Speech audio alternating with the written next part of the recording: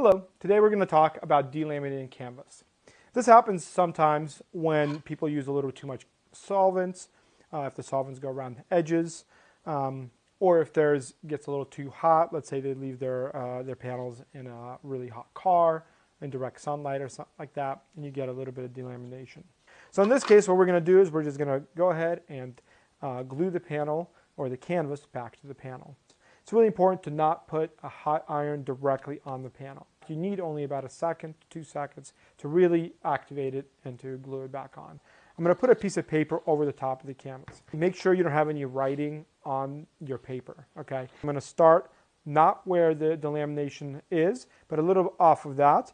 And I'm going to go ahead and slowly iron it out, just like we're ironing out some clothes here. But as you can see, the canvas is back on the panel. There's no creases or anything else like that, so there's nothing that you can see on here, and it's perfectly back on. Go ahead and use an iron, and you can get it right back on there. Thank you.